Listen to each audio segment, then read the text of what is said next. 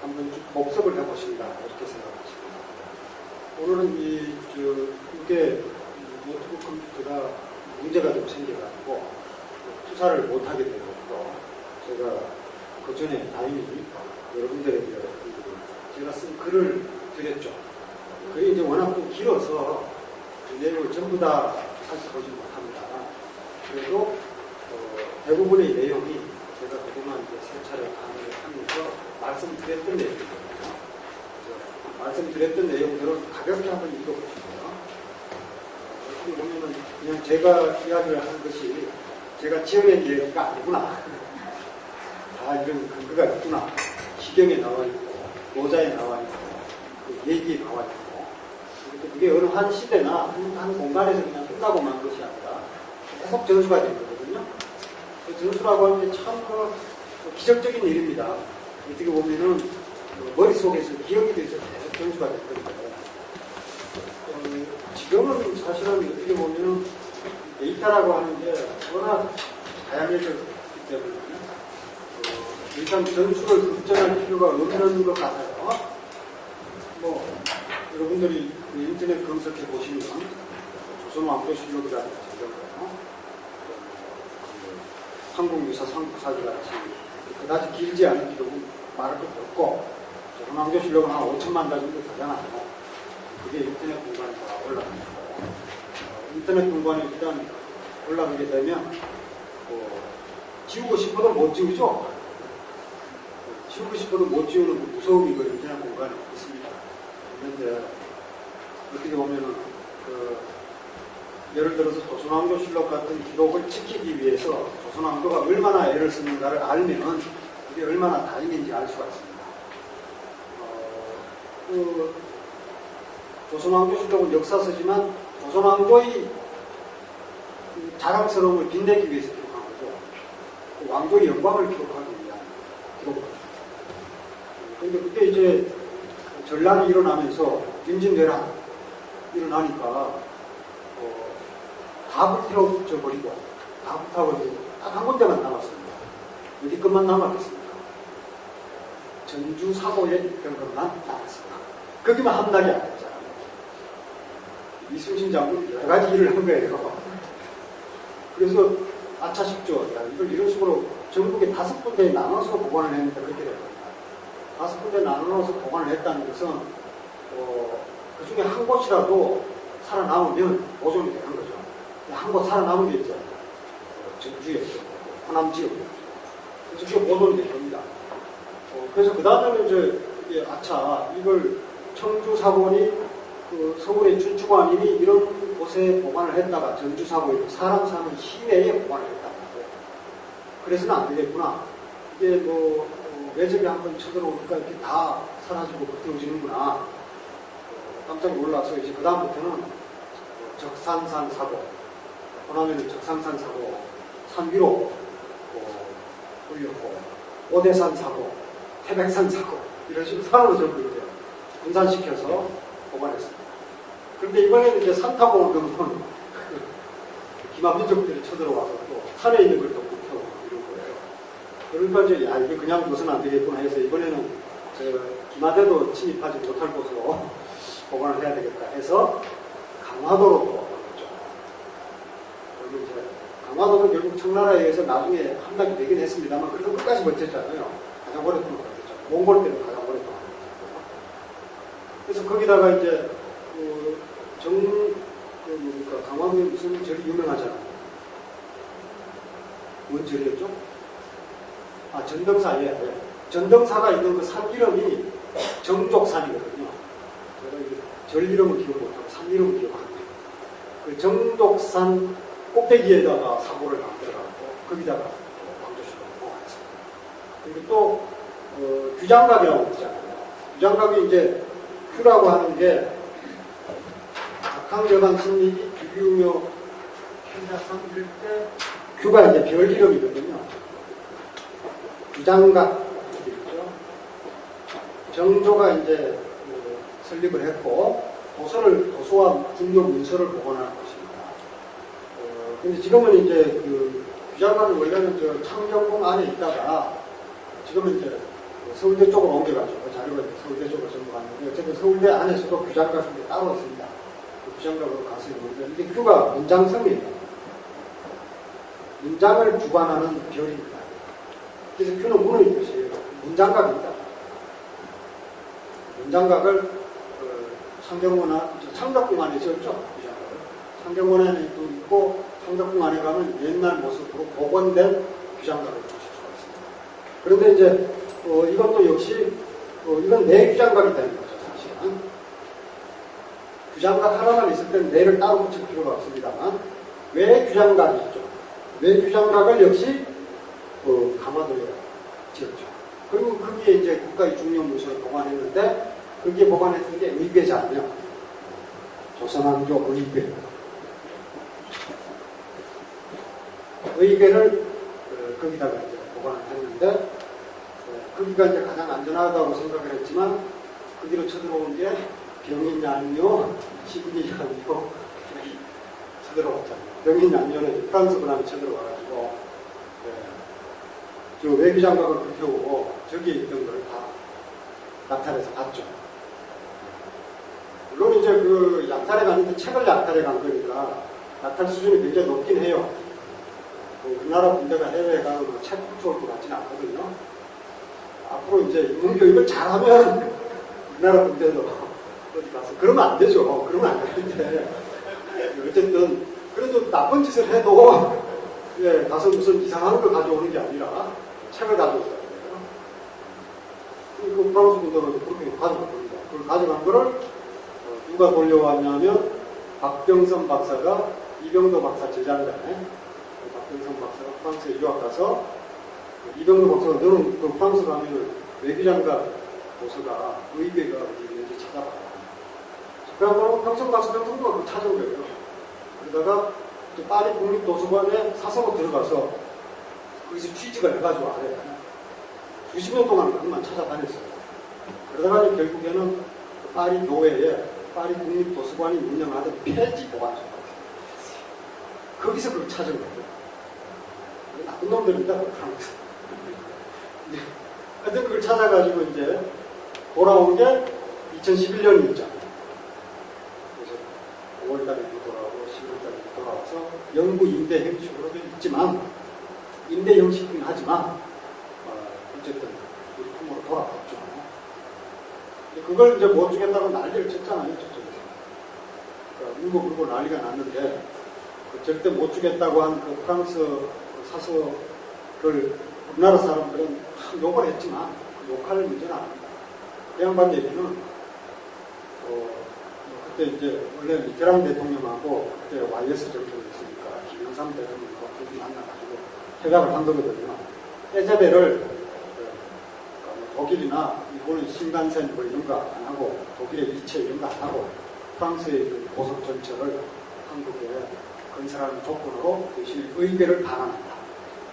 이렇게 거래를 해가지고 우리가 이 사고 많은 에제베를 타고 있지만 어쨌든 거래는 잘 했다고 생각합니다. 에제베보다 그게 더 중요한 가치가 있다. 이렇게 보는 건데 물론 뭐 의궤 때문에 일자리가 많이 생기진 않지만 에제베는 일자리가 많이 생기니까요. 근데 이제 어쨌든 그 가치가 있었던 거죠. 대통령끼리 만나서 주기로 했는데 못 준다고 버텨갖고 한동안 애를 먹었죠. 그 사서가 하는 얘기는 간단합니다. 이게 원래 약탈이 됐건 어쨌든 모르겠고 자기는 직업이 사서고 사서의 역할은 책을 지키는 것이다. 맞는 얘기잖아요. 근데 우여곡절 끝에 어쨌든 돌아왔는데 그 양반이 지금 도서관장. 어쨌든 그렇게 의궤가 돌아온 날 박병서 박사가 얼마 있다가 그해 의궤가 완전히 돌아온 지 한두 달 사이에 세상을 떠납니다. 그러니까 참 극적이죠. 그분은 이제 평생 그 의궤에 못 바친 거예요. 그리고 이제 자기가 평생 동안 찾던 그걸 처음에 발견했을 때 어떤 마음이 있겠어요. 정말 대단했어요. 뭐 그런 나라입니다. 문을 지키겠다고. 그런 노력이 이제 계속 지속됐던 게 조선입니다. 보면 뭐 우리가 읽는 글들도 다 거기에 포함되어 있는 거죠. 그 전수의 역사라고 하는 것도요. 저도 이제 그 전수의 끄트머리에 서 있는 세대인데 그렇게 이제 문을 지키려고 노력했는데 중국 같은 경우에는 진시황이 분서 갱년 뭐 이런 게 있으니까 주역을 포함한 이 문헌을 지키기 위해서 경전을 청동기에 새기기도 하고 죽간에 쓰기도 하고 습경이라고 해서 돌에 새기기도 하고 그럼 불태우지를 못할 거 아닙니까? 실제로 이제 한나라 때 희평습경이라고 해서 희평연간에 습경을 조성합니다. 그것도 이제 송나라 시대에는 개성습경, 또 당나라 시대에도 습경을 조성하고 청나라 시대에도 습경을 조성하고 그런 습경 때문에 보존된 측면도 있습니다. 예를 들어서 문화혁명기에 13경을 비롯한 이 공자의 말씀인데 원래 이제 문화혁명기에 어떻게 얘기를 하냐면 도척의 해, 도척은 도둑놈이거든요. 그러니까 도둑놈 중에서 굉장히 악명 높은 도둑놈이에요. 도척이요. 도척은 주로 날마다 이 부하들을 모아가지고 낙타를 일삼는데 폐인지간이라고 해서 사람의 간을 회를 쳐먹었다 이렇게 돼 있어요. 회를 쳐서 먹었다. 폐인지간. 사람의 간을 회로 쳐서 먹었다. 이렇게 돼 있다. 아주 극악한 도둑입니다. 근데 이제 이 오사시기 이후에 이 도척의 해는 한 시대에 그쳤지만 도척이 살았던 그 시대에 그쳤지만 도구는 공자를 지칭한 거예요. 도구의 해는 만세에 미쳤다 뭐 이런 식으로 이제 비판하면서 다 깨부셨죠. 다 깨부셨는데 하도 많아서 깨부시지를 못했어요. 습격이 청나라도 조선했었고 그래서 돌에 새겨서 저희 지금 읽고 있어요. 실제로 이제 물리적으로 이렇게 전수해 가는 거 이거는 뭐 지금은 걱정할 필요가 없습니다. 왜냐하면 이제 뭐 그렇게 그 왕조의 기록을 지키기 위해서 분투 노력했지만 지금은 이제 뭐 없을 수가 없어요. 오히려 지우는 게 더 힘들거든요. 의도적으로 지우려고 해도 힘들어지는 그런 상황으로 물리적으로 전수되는 걸 걱정할 필요가 없습니다. 돌에 새긴 것보다 훨씬 더 안전하게 전해지는 거죠. 사실 이제 전통 시대에는 돌에 새기고 죽간에 새기고 또 이 종이가 나왔을 때는 글씨로 쓰고 이런 식으로 이제 물리적인 전수가 있었고 다른 한편으로는 이 머리로 전수하는 게 있었던 거죠. 머리로 이제 전수해 나가는 있는 음이나 이런 것까지 다 그대로 따라서 전수가 되는데 중국에서도 전수의 역사가 있습니다. 한나라 때 제가 말씀드렸던 정연 같은 학자들 그러니까 마용인이 정연인이 수많은 학자들에 의해서 전수가 돼요. 전수가 되는데 그 전수의 그 특이한 점은 조선에도 그런 전수의 전통이 있어요. 조선의 전수 전통은 더 특이한 그러니까 예를 들어서 서경이 전수된다 이러면은 중국식으로 전수가 되면요. 그러니까 이제 서경의 원문이 이제 앞에 와략계 고제요 왈방문 훈명문사나 윤공구량 광기사불계도사나 극면균독 이층부적 이런 식으로 쭉 나가거든요. 그러니까 중국의 전수 방식은 사성의 성종을 따르긴 하지만 와략계 고제요 좀 써볼까? 주요 얘기는 아니지만 다 관계가 있습니다. 서경의 첫 번째 문장도 시경의 7월장이나 노자 이야기나 주역의 이야기와 아주 유사하거든요.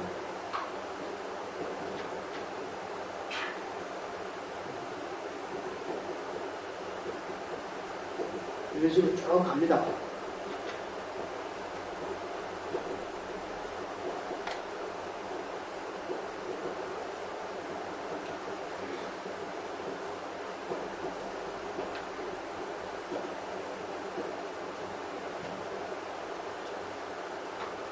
다 쓰지 못하겠네요. 서경을 다 한 번 읽는데 4시간 정도 걸립니다. 제가 옛날에 제가 배운 선생님께서 아침에 일어나면은 서경을 다 한 번 읽고 암송을 하고 아침을 먹었다 이러시더라고요. 그래서 제가 거짓말 하신다고 했어요. 다 못 읽는다는 거예요. 4시간 읽어봐야 4시간 걸리는 줄 아니죠. 4시간 걸리는데 어떻게 아침부터 해가지고 다 근데 이제 제가 착각한 게 선생님이 3시에 일어났다는 거예요. 3시에 일어나서 암독을 한 7시쯤 다 외우는 게 27,000장에 다 갑니다. 근데 이제 읽을 때 이제 어떤 식으로 이제 읽느냐면, 중국 사람들은 그냥 와약계 고제 요월 방울 금융문상하는 윤공부장 관비사표 교부상하 이렇게 그냥 가요. 우리나라에서 이제 조선시대는 이렇게 와약계 고제 요한대 이게 있더라고요. war방울이 이신이 명공사랑하시며 이런 식으로 조금 나가거든요. 그래서 읽고 있으면 이제 음력이 쭉 생기거든요. 와력계 고제 요한대 war방울이시니 명공사랑하시며 그런 식으로 이제 전수가 돼요. 그런 식으로 쭉 전수가 됩니다. 조선이 경상도 전수, 호남 전수, 조금씩 차이가 전수가 되는데 지금 끄트머리에 많은 거예요. 지금은 가장 위험합니다. 전수가 안 될 가능성이 많아요. 지금이 어떻게 보면 물리적인 데이터는 가장 안전하게 보존이 되어 있지만 실제로 이런 사람의 머리를 통해서 전수되는 것은 지금이 가장 위험합니다. 전수가 안 될 수도 있어요. 그런 전수의 틀을 한번 만들어 보려고 하는데 잘 될 것 같습니다. 예, 그런 오랜 전수를 통해서 살아남은 텍스트를 제가 이제 다시 뽑은 겁니다. 그래서 이제 보시면 1페이지에 보시면 이제 제가 말씀드렸던 시경에 나오는 생태적인 삶의 원형. 어떻게 보면은 지금 이제 자본주의 사회라고 하는 거는 인간의 욕망을 끊임없이 정복시켜야 자본주의가 유지가 되는 거거든요. 그래서 전부 이제 거기에 골고루 했죠. 사람들로 하여금 이미 가지고 있는 것을 버리고 새로운 욕망을 찾아서 끊임없이 움직이도록 하는 것. 그게 이게 창조적 아이디어죠. 그렇죠. 그래야 이제 칭찬을 받는 거죠. 근데 이제 그 시스템에 이제 문제가 생겼어요. 그러니까 이제 그리스도 흔들리고 스페인도 흔들리고 우리가 흔들리고 뭐 이러는 거죠. 근데 이제 그걸 잘 봉합을 하면 될 것이라고 생각을 하는데 글쎄 많이 봉합되니까 뭔가 이제 완전히 패러다임을 바꿔야 할 때가 되지 않았나 싶어요. 그런 식으로는 이제 안 된다는 거죠. 왜냐하면 욕망치 자체가 달라져요. 그 욕망을 채울 수 있는 방법은 있다는 걸 이제 알아야 되는데 이게 그 개인의 통찰이나 이걸로 안 되는 거죠. 시스템이 이유가 혼자서 어떻게 할 수가 없는 거예요. 어떻게 보면 그래도 그 속도를 좀 늦출 수 있지 않느냐. 속도가 중요하거든요. 잘못된 방향을 바꿀 수 없다 하더라도 속도를 줄이는 거죠.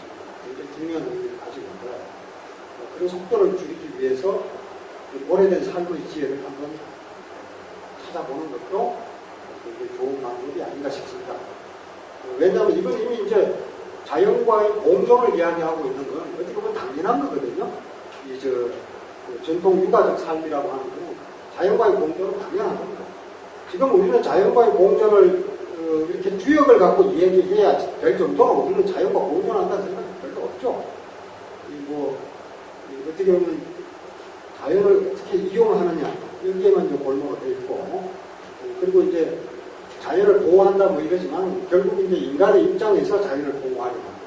실제 자연이 생각을 하면 가소롭다고 얘기해요.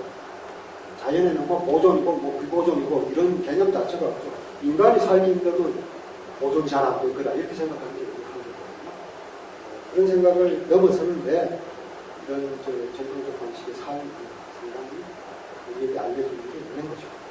그래서 처음에 보시면 이제 생태적인 삶의 원형을 찾아서 이렇게 제가 써놨는데 이미 말씀드렸던 시경 7월장 전원생활입니다. 그리고 이제 그와 똑같은 이야기가 거기 주석을 하고 있어요. 1페이지 맨 밑에 2번 주석 보시면은 이런 방식의 전원 풍경은 농경을 기반으로 하는 동아시아 대부분의 지역의 유사한 모습으로 재현됐다. 이렇게 그때는 19세기 조선의 정하규, 화산 정약용의 둘째 아들이라고 했죠. 정하규가 지금 농가 원량을 말씀드린 적이 있습니다. 여기서도 시경의 이 부분과 또 얘기 원령편에서 기원한 농경 생활을 근간으로 한 전원적 삶을 구현하고 있다. 19세기 초반까지도 이게 이어졌던 겁니다. 지금 우리는 지금 뒤에 이런 걸 이제 어쩔 수 없는 길이라고 이러다 보니까 이런 거 그냥 잊혀진 거죠. 잊혀졌습니다. 너무나 쉽게 사라져가지고 참 잊혀졌고요. 그리고 이제 얘기에 나와 있는 내용을 이 페이지 맨 위에 보시면 찾아볼 수가 있습니다. 거기 보시면 이제 이게 봄에 해당하는 주역으로 치면은 택괴에 해당한다고 그러죠. 지천 택괴죠. 위에 땅이 있고 아래에 하늘이 있는데 양기 세 개가 이제 막 올라가고 있는 상황이 나왔죠. 그리고 이제 정월이고 1월달이죠. 1월달의 상황을 얘기해서 이렇게 풀이를 한 겁니다. 보시죠. 이달에는 천기가 하강하고 지기가 위로 올라가 천지가 서로 화합하고 초록의 쌀이 탄다. 왕이 명령하여 농사를 짓게 한다. 그러니까 이제 천기가 내려오고 지기가 올라간다고 한 것은 주역의 이 괴 모양과는 상반되지만 하늘과 땅이 만난다고 하는 컨셉 자체가 같습니다. 그 점에서는 얘기와 주역의 그 발상은 조금 다르지만 어쨌든 기본적인 컨셉이 같은 거예요. 왕이 명령하여 농사를 짓게 한다. 언덕과 비탈 지은 곳, 들판과 습지 따위 토질에 잘 맞는 곡식이 뭔지 살핀 뒤 오곡을 심어서 백성들에게 나간다. 그리고 반드시 왕이 직접 농사를 지어 그 일을 삼가닦아서 먼저 주식을 결정해줘야 농민들이 하면서 안 된다. 지금 서울에도 오늘 제기동에 가면 선농단 있잖아요.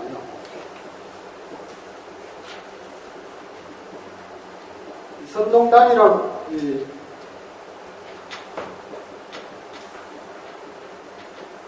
선농단이 제기동에 가면 있는데 여기가 바로 조선시대 왕들이 봄이 되면은 정월달에 첫 삽을 뜨는 곳입니다. 처음으로 이제 농사 짓는 시범을 보이는 거예요.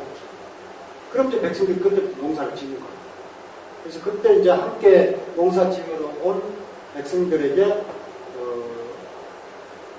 먹였던 그 음식이 선농탕이죠. 그래서 이제 이게 설렁탕이잖아요. 소금이 잘 나가고 선농탕인데 이렇게 지금 설렁탕이라는 살짝 변 쪽이 돼서 이것도 다 이런 식의 발상, 주역의 역학적 사고의 기초에서 이런 행위가 있었다. 임금 물질이 솔선수범해서 보일 겁니다. 그 밑에 이제 해설을 보시면은 청기와 지기 오름에 따라서 농사를 짓는다. 여기서 청기는 양기고 지기는 음기다. 농민들로 하여금 제때 농사를 지을 수 있게 인도하는 것이 통치자의 중요한 일이다. 근데 시경적으로 서경도 마찬가지입니다. 서경도 맨 처음에 보면 인빈출이라야 경수 인시하시라. 노임금이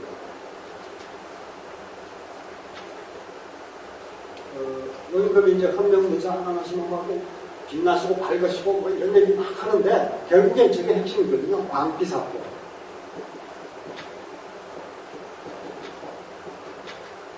이 광은 임금의 덕이라고 그랬죠. 사람의 빛이라고 그랬잖아요. 불화 밑에 사람 밑자라고 그럽니다.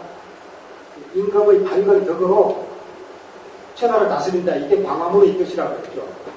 화가 이제 다스린다. 이런 것이거든요. 이것도 이제 조선의 정궁인, 정궁, 법궁인, 경복궁의 정궁이거든요. 그러니까 어떤 뜻을 갖고 나라를 다스리는지 압니다. 그걸 잘 했느냐, 못 했느냐는 별개의 문제고, 그렇게 하려고 한 거죠. 그게 이제 역시 서경에서 나왔거든요. 이 제왕의 덕이 사방에 있고, 사방의 바깥이 표해요. 천하만이 아니라 천하고 바깥까지 다 비쳤다. 이게 이제 핵심이거든요. 이런 식의 그 정치는 결국 이런 얘기나 시경이나 춤추나 이런 문헌에 나온 것과 성경의 이기를 일치하는 겁니다. 근데 이제 사실은 이런 문헌이 성립된 시기를 따져보면요, 굉장한 겁니다, 이게. 왜냐하면 이 시기, 동일 시기 다른 문화권의 텍스트들이 뭘 얘기하고 있는 걸 비교를 해보면 아실 수가 있어요. 비교를 해보면 알 수가 있어요. 이 텍스트들을 지금 우리 입장에서 바라보니까, 야, 이게 고루할 수도 있고, 이게 봉건 잔재일 수도 있고, 뭐 이건데, 이거 언제 거냐면 3,000년 전 거란 말이에요. 3,000년 전 거는 3,000년 전의 것들하고 비교를 해야 공정하지 않겠습니까? 3,000년 전의 것들을 지금 다윈의 진화론하고 비교를 하니, 이상하죠. 그래도 별로 안 이상합니다. 놀라워요. 처음에 이게 얘기를 하는데 무슨 덕으로 천하를 다스리고, 이게 지금 3,000년 전에 기록된 거예요. 덕으로 천하를 다스리는데 3,000년 전에. 그 이후에 그 수많은 문헌들과 비교를 해보면 이게 얼마나 엄청난 일인지를 알 수가 있는 겁니다. 비슷한 얘기가 나오려면 전혀 기다려야 돼요. 다른 문화권. 전부 뭐 이거 전부 기도하고 있는 그런 상황이지. 그런 얘기가 전혀 없습니다. 그 근본과 대학에도 마찬가지로 똑같이 얘기하거든요. 대학이라는 책도 역시 사서오경 중에 사서의 첫머리를 장식하는 책이잖아요. 대학에서 근본이 뭐냐? 지말이 뭐냐? 근본이라고 하는 건 이제 나무가 이렇게 있으면 나무의 뿌리에 표시를 하는 게 근본이거든요. 뿌리 보자. 말이라고 하는 거는 나무가 이렇게 있으면 나무의 끄트머리에 표시를 합니다. 그래서 나무 끄트머리 이런 뜻이에요. 근본과 지말이 있다, 본말이 있다 할 때 뭘 먼저 해야 되느냐? 본입니다. 어떤 걸 우선시해야 됩니다. 본인. 왜? 본이 살아있으면 말도 살 수가 있지만 본이 죽고 말만 살아있으면 이건 죽는 길밖에 없어요. 그렇죠? 네. 그래서 근본이 중요한 거예요. 논리적으로도 그렇습니다. 그래서 그 근본을 뭘로 삼느냐? 덕이래요. 덕이 근본이라는 얘기예요. 덕에 왕자가 천하를 다스릴 때 어떤 덕을 닦는 것을 먼저 하는 거예요. 똑같은 얘기를 하는 거죠. 대학도 똑같은 얘기예요. 물론 이제 대학은 이제 그걸 통해서 덕을 닦는다. 수심이죠, 수심. 내가 나 자신을 수양한다. 그 수양을 바탕으로 제가 집안을 가지를 하는 거예요. 그걸 바탕으로 나라를 다스리고, 그걸 바탕으로 평천하는 거죠. 대학이라는 책은 나의 도덕적 수양이 이 평천화와 관계가 있다는 거예요. 우리가 사는 이 세계 전체와 관계가 있다는 거예요. 그런 얘기는 이제 뭐 실존주의, 샤르트르 정도 가면 나와요. 내가 하는 이 행동이, 예를 들어 결혼을 하는 이 행동이 인류 전체의 이 삶에 한 가지가 인게이지거든요. 참여하는. 내가 이렇게 결혼을 한다는 것 자체가 나의 개인의 행위로 끝나는 것이 아니라 인류 전체의 삶에 영향을 미친다는 거예요. 같이 엮인다는 거죠. 내가 올바른 행동을 하느냐 아니냐는 대학에서는 올바른 행동을 하는 것을 기준으로 얘기하는 거죠. 천하와 관계가 됩니다. 사회적 확장이죠. 나라는 존재가 극한의 그 사회적 확장 끝까지 천하와 관계가 됩니다. 이렇게 얘기를 하는 게 대학이고, 중용은 이제 나의 수양이 중과 화라고 하는 이 도덕적 수양이 이걸 이루면 치중화예요. 중과 화를 극정히 이루면 어떻게 되느냐면 천지가 제자리를 잡고 천지가 제자리를 잡는다고 하는 건 하늘은 하늘의 역할을 하고 땅은 땅의 역할을 한다는 겁니다. 그래서 전통적으로 이제 하늘의 역할이 뭐냐? 하늘은 만물을 덮어주는 거고요. 땅은 만물을 실어주는 거예요. 천부지제예요. 하늘은 덮어주고 덮을 붙잖아요. 뒤집을 먹이기도 하고 덮을 붙자기도 하고 이때 덮어주고 지제 땅은 만물을 실어주는 거예요. 하늘은 만물을 덮어주고 땅은 만물을 실어서 만물이 성장하는 거죠. 그렇게 되어서 천지위원하고 만물유건하야 천지위원하야 만물유건하니라. 만물이 육 길러집니다. 만물 8.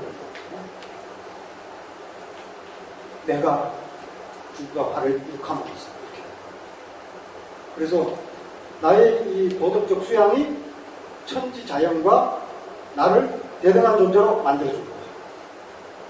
원래 이게 이제 천이라고 하는 땅이라고 하는 건 좀 다른 문제가 개입되어 있습니다. 생산이라는 문제가 개입되어 있는데, 천은 대신에 이제 범할 수 없는 그 범할 수 없는 대상을 범할 수 없다는 게 초월이거든요. 내가 범할 수 없다고 하는 표현은 우리가 죽었다 깨어나도 안 된다 이런 거거든요. 죽었다 깨어나도 안 된다. 죽었다 깨어나도 안 된다는 표현은 여러 의미로 쓰잖아요. 예를 들어서 조문dom의 성사감이라고 내가 또 아침에 돈을 들으면 저녁에 죽어도 좋다. 그 돈은 초월적인 게 있는 거거든요. 초월적인 게 없으면 죽을 필요가 없다. 그거죠. 왜 죽어요? 그래서 뭐 과학적 진리다 이러면 왜 죽습니까? 노벨상 받아야지 뭐. 과학적 진리를 알았다 이러면 가서 노벨상을 당당하게 받을 겁니다. 목숨 걸리기 전혀 안 돼요. 목숨이 그나요? 그랬더니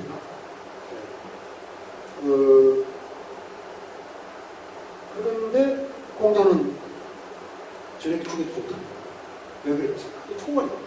넘어서는 겁니다. 나의 가치를 넘어서는 게 있기 때문에 초월이다. 또 공자만 그랬느냐? 마찬가지입니다. 그런데 이제 그 초월을 얘기할 때, 뭐, 우리가 예술 쪽에서도 초월을 얘기할 때 보면, 그 렘브란트가 그린, 이삭과 레베카라는 그림이 있거든요. 이태인 신부라는 제목으로 잘 알려져 있습니다. 예, 그 그림이 또 이게, 제가 그 밤에 라면 끓여 먹다가, 그 그림을 텔레비전에서 무슨 프로그램인지 모르겠어요. 미술관 기행 프로그램이었는데, 그건 그냥 음악을 들려주면서 그 미술관을 그냥 좀 훑어가는 그런 프로그램이었어요. 뭐 특별히 만들어진 프로그램이 아니라. 제가 밤에 이제 라면을 끓여 먹으면서 이제 요즘 뭐 하는 거구나. 그걸 하더라고요. 이렇게 보는데, 네덜란드 국립미술관이 나오는데, 거기에 렘브란트가 쫙 나옵니다. 제가 라면 먹다가 완전히 그 넋을 잃었어요. 넋을 잃었어요. 저건 도대체 어떻게 된 건가 그랬더니 렘브란트의 이태인 신부라는 막 광채가 막 나는 거야. 그림에서 빛이 막 나는 거야. 그 빛이 왜 나는가를 이제 물감을 갖고 설명을 하긴 하더라고요. 제가 조사를 해봤더니만 이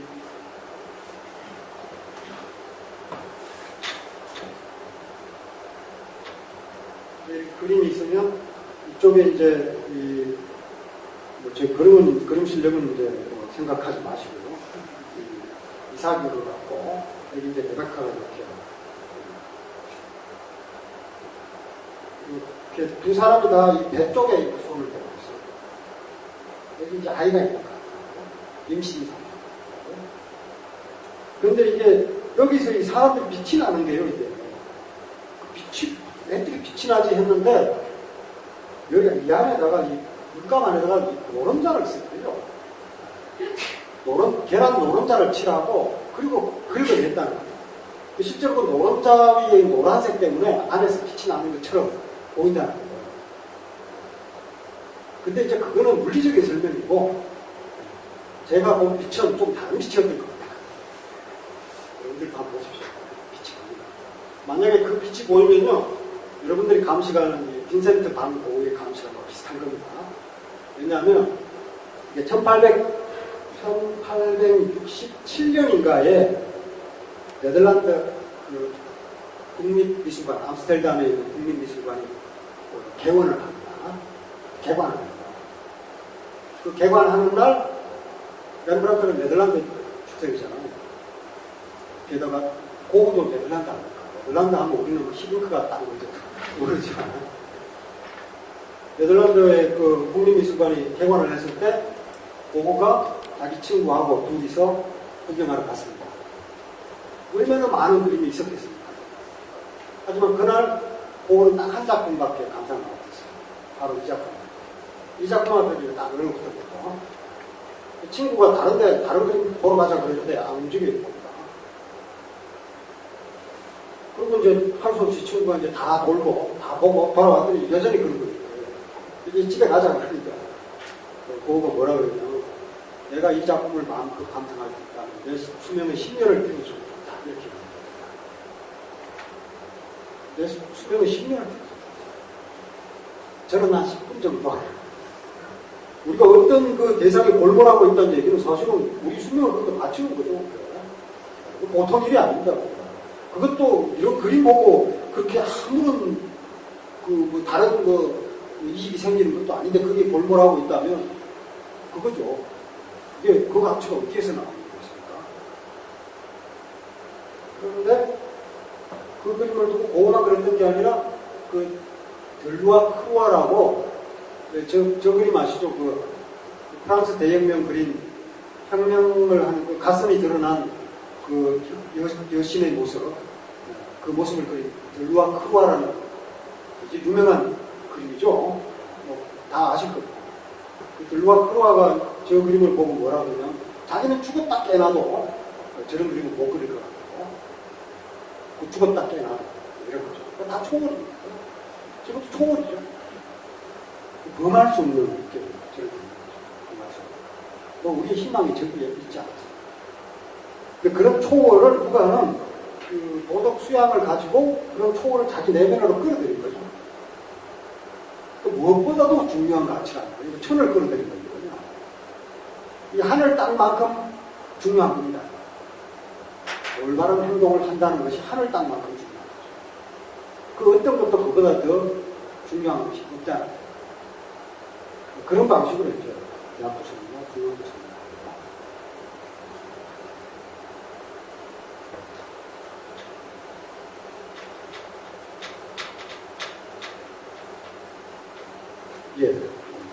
살펴보겠습니다. 그리고 이제 그 다음에 그 1페이지 아래쪽으로 가면 지난번에 말씀드린 도자 도덕경, 도가 하나를 낳고 하나가 둘을 낳고 둘이 셋을 낳고 셋이 만물을 낳는다. 왜 하필 셋이냐? 삼생 만물이라고 왜 했느냐? 삼이 바로 생기, 양기라고 하죠. 그래서 봄이 되어서 만물이 생성되는 것을 일으킵니다. 이 부분에 대한 추상적인 설명은 굉장히 많습니다. 굉장히 많지만 그건 실제로 이 생이라는 글자가 생이라는 글자 자체가 이렇게 생겼거든요. 땅이죠.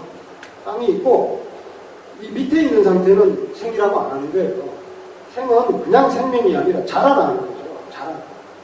땅 위로 솟아서 자라나는 게 생이에요. 그 전까지 생이 아니에요. 바로 이런 그 구체적인 생명 현상을 두고 얘기하는 것이기 때문에 누가 무에서 생기는 것처럼 추상적인 도구가 아니라는 겁니다. 그래서 그런 식으로 이제 설명을 하면 노자와 식경과 얘기 원령편 그리고 농가 원령가 이런 것들이 다 같은 의미로 이해될 수 있고 그것은 전부 이 주역에 나오는 역학적 사고를 바탕으로 한 것이다. 봄, 여름, 가을, 겨울이라고 하는 변화, 이 변화를 자연의 운행으로 포착을 하고 그 변화와 함께 살아갑니다. 그게 이제 이상적인 인간을 본 거죠. 성인이 그렇다 이렇게 됩니다. 여기는 안 나오고 뒤쪽에 가면 나옵니다만 성인은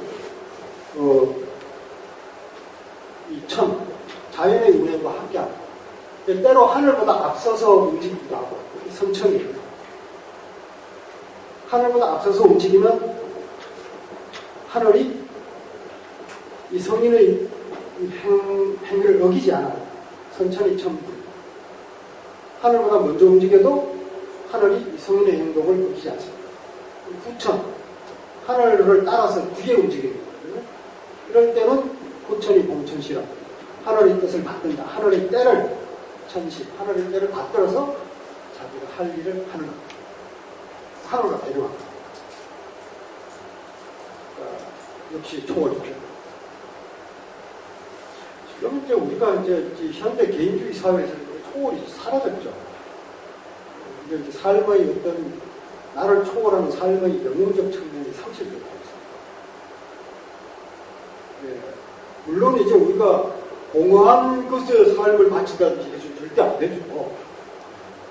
뭔가 이제 착각을 하면 안 되는 거죠. 이상한 이념에 막 함부로 뭘 바친다든지 골치 아픕니다. 왜 호밀밭의 파수꾼이라는 그 소설 있잖아요. 그 성장 소설의 명작이잖아요. 굉장히 어려운 소설입니다. 굉장히 어려운 소설인데 셀린저죠. 데이비 셀린저인데 이 양반은 그걸 영화로 만들려고 하니까 그런 거예요. 그 주인공 이름을 대면서 얘가 싫어할 거다 이렇게. 근데 거기 보면 홀바티 파스쿨을 읽고 계시는 거예요. 아주 저 책이요. 간혹 이 인문고전을 선정하는 그 위원들 사이에 전 세계 단 하나를 꼽을 때 저걸 꼽는 분도 계세요. 그런 경우도 있습니다. 동서인문고전 통틀어서 중 하나를 딱 꼽는 분도 있습니다. 근데 사실은 쉬워 보이지만 굉장히 어려운 책입니다. 거기 보면 셀린저가 뭐라 그러냐면 성숙한 사람이란 어떤 사람이에요? 무엇인가에 목숨을 바칠 것을 생각하는 자는 미숙한 거라는 거예요. 어려운 삶에서 어떤 어려움이 생겼을 때 무언가를 위해서 목숨을 바치려고 하는 것, 이게 미숙한 사람들이고, 성숙한 사람은 삶에 어려움이 생겼을 때 묵묵히 살아간다 이렇게 이해하기 쉽지 않죠. 우리 목숨을 그냥 바치려고 하면 안 됩니다. 그게 굉장히 숭고한 것 같지만 그게 굉장히 위험한 거죠. 미숙한 상태다. 제가 그 기억이 나서 이제 말씀을 드리는데, 그래서는 안 되죠. 그래서는 안 되지만 우리가 우리의 삶이라고 하는 게 오직 우리의 안정과 우리의 이익을 위해서만 살아간다고 했을 때 공허하죠. 공허. 현대 사회는 이제 그런 사회거든요. 그걸 그림으로 표현한 건 에드워드 호프라는 그 화가 있잖아요. 그 그림 주로 보시면은 텅 빈 방. 빈방에 햇빛이 아주 아름답게 비치는데 이거 보고 있어요. 쓸쓸하고 공허하고 허무하고 그런 상태에 있는 우리 삶이 그런 상태에 놓여 있는 거죠. 그런 삶 속에서 어떤 가치를 찾을 때 바로 자연과 함께하는 삶 속에서 우리가 얻을 수 있게 많습니다. 그래서 이제 그게 이제 그 정도로 보고, 그리고 3페이지에 넘어가면 12월 소식회 이야기를 쭉 썼는데요. 이거는 뭐 제가 천지교태부터 시작해서 여러 차례 반복해서 말씀을 드린 것 같으니까 이 부분은 일단 넘어가겠습니다. 4페이지로 넘어가시면요. 이건 이제 2번이라고 붙여놓고 주역의 궁극적 주제가 뭐냐? 생명이라는 거죠. 거기는 한번 읽어보겠습니다. 주역은 본래 정복을 위한 책으로, 원래 정치는 책입니다. 어떻게 내가 이 험한 세상에서 생존할 수 있을 것인가 이거죠. 어떻게 하면 조금이라도 흉운을 물리치고 기분을 잡느냐. 처세죠, 처세. 이 세상에 어떻게 서바이벌 할 수 있을 것인가 이겁니다. 서바이벌이 지금은 사실 우리가 뭐 요즘의 상황에서 굉장히 힘들어 하지만 그래도 이게 근대사회의 힘이 있는 거죠. 전통사회에서, 이 고대사회에서 생존한다는 것은 일단 당장의 그 위협이 한두 가지가 아닙니다. 자연의 위협부터 시작해서 인간의 위협, 엄청났죠. 그런 상황에서 어떻게 살아남느냐, 이 처세상의 기회가 나옵니다. 그런데 유가 철학자들이 주역을 중시해서 이게 결국 13경 속에 들어가고, 사서경 속에 들어가고, 사서 3경이라고 했을 때도 이게 들어가고, 5경으로 어청할 때도 이 주역이 들어가요. 그리고 한나라 당나라 시대에는 주역이 맨 앞에 오거든요. 13경 중에서 제일 처음에 주역 정리가 나오거든요. 가장 중요한 책으로 받아들이죠. 왜 그런 데 주목을 했느냐. 전복을 넘어서 우주와 인간에 대한 통찰이 담겨있다. 이렇게 생각합니다. 그래서 이제 이 사람들이 이 주역의 이 글과 텍스트, 일련의 상징책을 어떻게 해석했는가. 이게 이제 가장 중요한 주제가 되는데, 그 주제가 바로 생명이라는 거예요. 보시죠. 주역은 기본적으로 하늘을 상징하는 양과 땅을 상징하는 음의 상호작용으로 만물의 생성 변화를 설명하는 사유체계로 가장 중시하는 가치는 생명이다. 그리고 이제 여기라는 글자에 대한 풀이 이것도 말씀드렸죠. 제가 첫 번째 시간에 말씀드렸습니다. 해와 달을 합친 글자라고 보는 글자. 그럼 석척, 도마뱀의 상형으로 보는 견해. 그리고 잔에서 물을 따라내는 그 글자, 갑골물이 그렇게 나오고 또 새가 날아가는 모습이라고 하는 적도 있고요. 여기 다 쓰진 않았습니다. 그리고 그 다음에 이제 그 다음 문단에 보시면 후한의 경역자 정년이 이야기한 세 가지 것 나오죠. 첫째가 변역이고, 둘째가 부역이고, 셋째가 간이다. 변역이란 게 뭐냐? 천지 만물은 멈추어 있는 것 같지만 실제로는 항상 변하고 바뀐다는 뜻으로 음양의 변화를 영원한 걸 있는 거예요. 그런데 부역은 뭐냐? 변하지 않는다는 뜻이죠. 부역. 모든 것은 변하고 있으나 변한다는 사실만은 영원히 변하지 않는다. 그리고 변한다는 논리. 결국 부역은 변역의 다른 표현으로 주역의 모든 영역에 관여하는 가장 강력한 논리다. 마지막으로 간이란 천지 자연현상은 끊임없이 변하나 변하는 이치는 간단하고 평이하다는 뜻으로 역자를 이로 쉬울 이자로 읽까다 설명해줍니다. 간역을 이렇게 읽자고요. 그런데 이제 이런 변화가 구체적으로 무엇을 말하는가? 그래서 이제 주역의 역자만 알아서는 안 되는 거죠. 생명입니다. 그래서 이제 그 주나라 시대 주역, 그리고 또 한나라 시대의 귀장력, 한나라 시대의 연산력, 이 얘기를 이제 말씀을 드리는데, 그 부분은 이제 건너가겠습니다.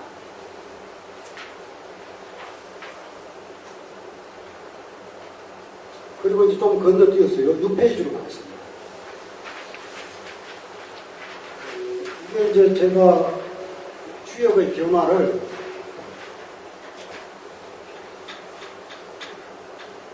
만물의 생성 변화를 이야기하는 거라고 했죠. 그런데 그 만물의 생성 변화를 이야기하는 구조가 하나는 이제 여기서 제가 쓰고 있는 서사적 생성.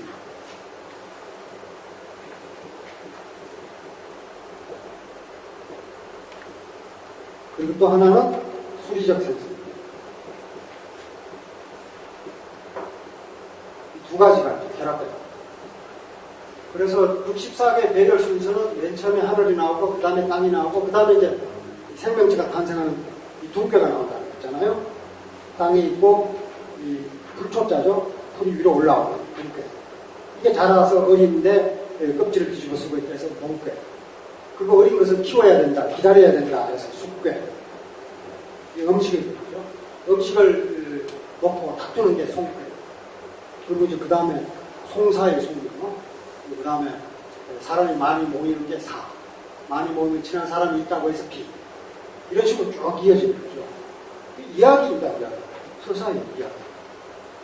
천지 만물의 자연현상을 이야기를 갖고 엮어가는 겁니다. 이야기를 가지고 엮어가니까 이게 끝나지 않는 이야기죠. 끝나지 않는.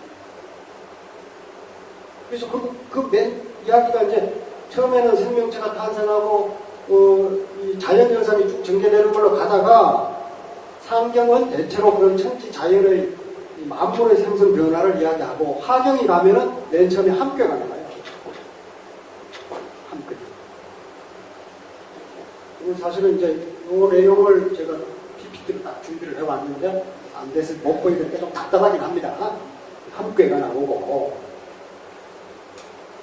그 다음에 이제 함께가 나오고 그 다음에 이제 뭐 두께가 나오고 이런 식으로 쭉쭉 이어진다. 이게 다 서사입니다. 이야기. 함은 뭐냐면 함이라고 하는 게 감의 뜻으로 불러요. 느낌, 감정. 인간의 감정 중에서 가장 큰 감정이 뭐겠습니까? 저도 그렇고 여러분도 그렇고 모든 사람이 다 가지고 있는 가장 큰 감정. 사랑 아닙니까, 사랑? 무슨 사랑? 전통적으로 남녀 간의 사랑. 요즘은 좀 바꿔야죠. 동성 간에도 사랑이 있으니까. 그 사실 좀 바꿔야 됩니다. 그런 사람이 있으면 받아들여주고, 이거 동성 간이면 그렇게 감정을 놓고 사랑하는구나. 그래서 그것 사실 바뀌었습니다. 바뀌었어요. 근데 이제 경희대학교 학생들이 요청해서 바꿨습니다. 청원입니다. 그러니까 사람 일어나면 이성간에 서로 이성간에 일어나는 일로 뭐 이런 식으로 되어 있거든요. 국립국어원에서 만든 사전. 학생들이 청원을 해서 틀렸다. 동성간에도 같이 넣어야 된다 해서 바꿨습니다. 근데 어쨌든 그 감정이죠. 그러니까 이성간에 일어나는 것이라 하더라도 이성간에 일어나는 것이든 동성간에 일어나는 것이든 어쨌든 우리가 이성을 생각하는 그 감정인 건 분명한 거예요. 동성간의 사랑이라 하더라도 남자가 여자를 생각하고 여자가 남자를 생각하는 그 마음으로 서로 사랑하는 거거든요. 그게 가장 보편적인 감정이죠. 그런 걸 이제 다른 말로 바꾸면 종족 보도의 사랑이죠. 우리가 이제 세상을 사는 데는 영원히 살면 아마 그런 게 없었을지도 모르겠습니다. 개체를 위해서 사는 거는 이렇게 먹을 것만 계속 유지가 되면 살 수가 있는 거죠.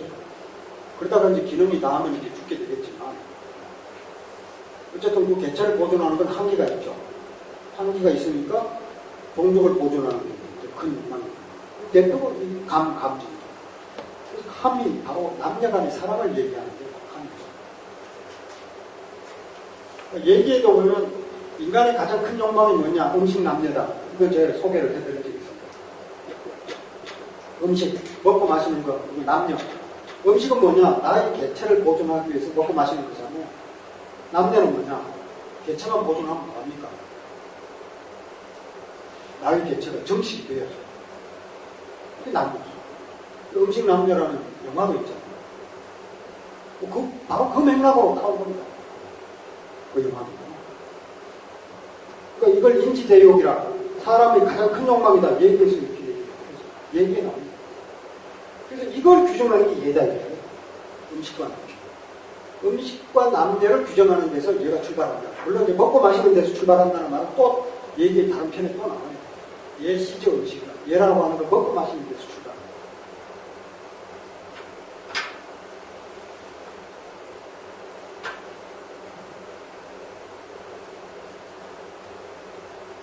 함께를 얘기합니다. 함을 감으로 보는 건데 함이라는 발음과 감이라는 발음은 초성만 다르게 똑같거든요. 요즘은 초성만으로 써서 이렇게 암호처럼 대화하는 게 거의 인터넷상에서 유행이 되는데 지금 뭐 처자 그런 거 이렇게 있습니다. 그러니까 맨날 여기에 관심 있는 사람이 이게 처자로 저절로 읽히는 거죠. 골치 아픕니다. 함이나 감이나 초성을 빼고 나면 같죠. 같은 그러니까 이제 성문 그러거든요.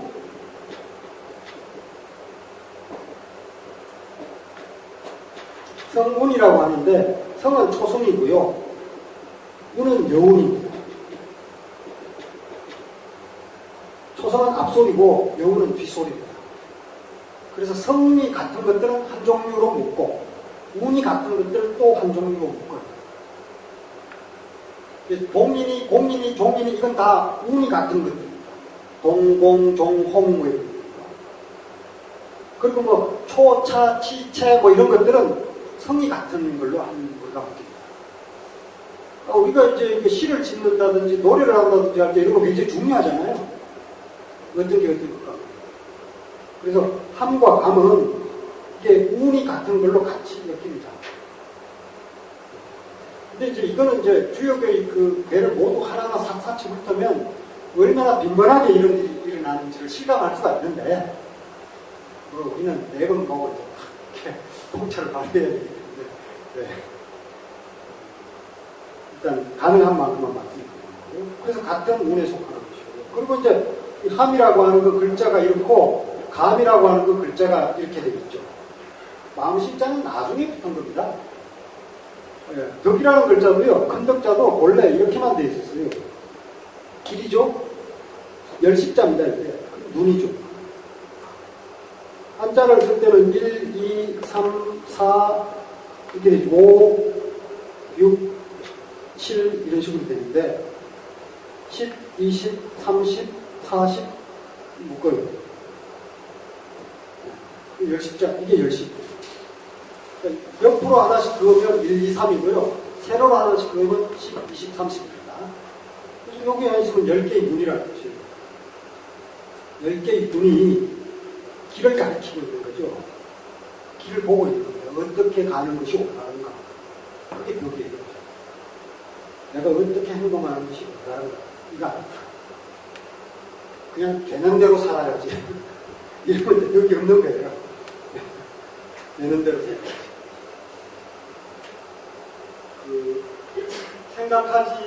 생각하는 대로 살지 않으면 사는 대로 생각하게 된다. 말레리가 그런 말이에요. 생각하지 않으면 이런 생각을 내가 이 길로 가야 하는가 저 길로 가는가를 생각하지 않으면 이 벽이 없는 거 되는 대로 살게 되는 거죠. 이 10개의 뜻인데 나중에 마음심자가 없습니다. 그리고 이제 이 뜻의자를 우리가 이렇게 쓰잖아요. 나중에 붙였어요. 원래 소리음자만으로 뜻의자도 같이 씁니다. 그래서 이 함과 감이 같은 거예요. 마음심자가 붙어서 나중에 감정이라는 뜻이 분명해질 뿐이지 원래는 함으로 감을 같이 씁니다. 근데 이게 함이 뭘 의미하느냐?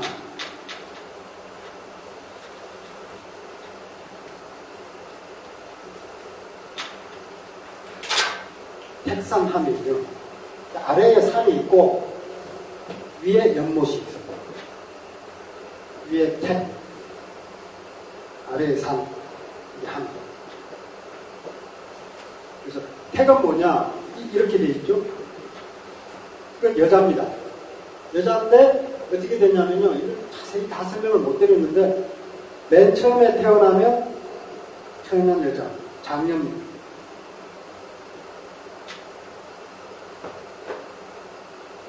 그리고 두 번째 태어났으니까 여기는요. 중녀. 마지막에 하나, 둘, 셋. 마지막에 태어났으니까 소녀.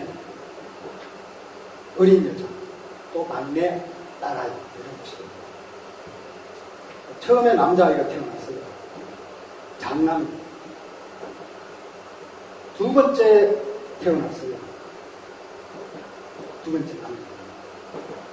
이게 주인이거든요. 원래 이제 이게 성괴지주라 그래서 이 괴는 왜 물을 뜻하는 괴가 되느냐. 요놈이 음이었는데 요놈이 양으로 변했죠. 요걸 기준으로 합니다. 요놈은 왜 요놈이 됐느냐. 요놈 때문에 요놈이 음이었는데 요게 양으로 변했기 때문에 진괴가 된 거죠. 그래서 성괴지주라고 해요. 이 괴를 이룬 주인공이라 해서 이게 주인공. 이게 남자예요. 그러니까 장남. 두 번째, 얘가 주인공인데 두 번째니까 중남. 요놈이 세 번째, 그러니까 요놈이 주인공인데 셋째 태어났으니까 삼남이면서 동시에 이 소남. 작을 속자는 원래 이 작을 속자나 이 적을 속자는 같이 씁니다. 젊다, 어리다 이런 것과 작다 이런 거 같이 써요.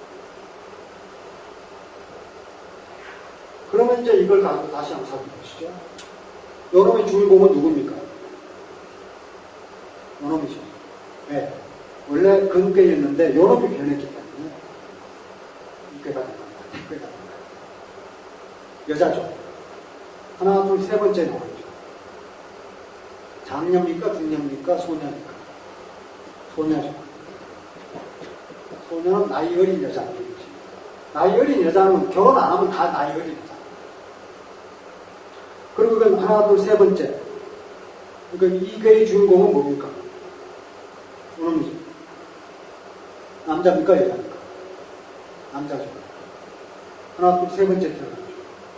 그러니까 장남, 중남, 소남? 소남이죠. 나이 어린 여자와 나이 어린 남자.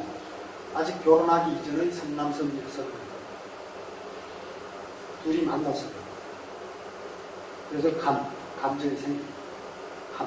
이렇게. 감정이 생겼는데, 일단은 남자가 아래에 있고 여자가 위에 있습니다. 요 정도 이렇죠? 아닌가요? 일단 뭐 어떻게 선택을 받아야죠. 성선택이라고 해서 굉장히 중요합니다. 다윈 진화론은 성선택이 중요해요. 가만히 보면요. 왜 힘도 약하고 남에게 양보하고 이런 사람들이 아직 인류에 생존하고 있을까요? 선택을 받아가거든요. 지 아무리 힘이 세고 강하고 해도요, 선택을 못 받으면 그걸 끝나는 거예요. 그렇죠? 남자 선생님. 그렇죠? 선택 못 받으면 끝나는 겁니다, 그냥. 지 아무리 뭐 잘난 체 해봤자 그걸 끝나는 거예요. 성선택이 다르지. 그 수컷 공작 화려하죠. 생존에 불리합니다. 화려해서 잘 보여봤자 이득 될 게 없잖아요. 화려하죠. 대신에 선택을 받죠. 그 사는 거. 그러니까 예를 들어서 어떤 사회가 그렇게 화려하고 뭐 이런 걸 추구하는 사회가 아니라 완전히 죄너러스하다. 남에게 양보를 잘하고 이런 사람, 그런 가치가 추구되는 사회라면 그런 사람들이 더 많이 살아남겠죠. 우리 사회가 굉장히 각박하고 막 치사하고 뭐 이러면 우리 그런 가치를 추구했기 때문에 그 결과로서 이렇게 뭐 하여튼 제가 어저께 교수신문에서 메일을 받았는데 제가 이제 한 달 전에 사자성어를 추천을 해다가 그래서 제가 추천한 사자성어는 100번 재미있어요. 100번. 이게 남명조식의 문집에 나오는 거예요. 100번은 이게 임금이 1000원을 다스리는 권리입니다. 이 권리가 어디에 있느냐? 백성들에게 달려있다. 남명조식의 이남부에 나와. 백성이라는 게 뭐냐? 물과 같은 존재. 군주는 뭐냐? 배와 같은 존재. 근데 물이라는 건 배를 띄우기도 하지만 배를 뒤집기도 한다.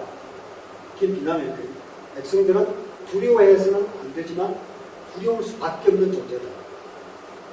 그렇게 얘기합니다. 그래서 이걸 이제 추천을 했어요. 저는 뭐 제 뜻대로 될 것이라고 추천했는데 이제 2등 했더라고요. 26% 지지를 받아서 2등을 했었고 1등이 뭐냐? 1등 받은 사자성어가 이제 언론에 다 나와서 1등 받은 사자성어가 거세게다.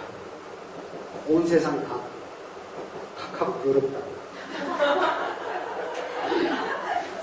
네, 이게 1등. 올해의 사자성어 이겁니다. 28페이지. 천만 다행이라고 생각했어요. 하여튼 이게 저도 이거 추천해요. 사람들 보고 다 맞대요.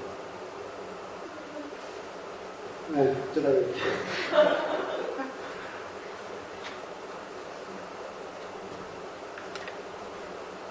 상등이 3등은 무신분립, 무신. 이거는 이제 불원의 여부사에 나오는 얘기입니다. 불원이 거세게 온 세상이 다 어리다. 아독청, 거세개타견을 아독청이라. 나 혼자 깨끗하다. 불원도 여기가 이제 좀 자뻑이 있어요. 거세개타견을 아독청이라. 온 세상이 다 혼탁한데 나만 유독 깨끗하다. 시견방에. 이래서 내가 쫓겨났지. 그러고는 명나수에 몸을 던지 죽었어. 제가 그런 사단 가운데 2007년에 가서 제사지냈어요.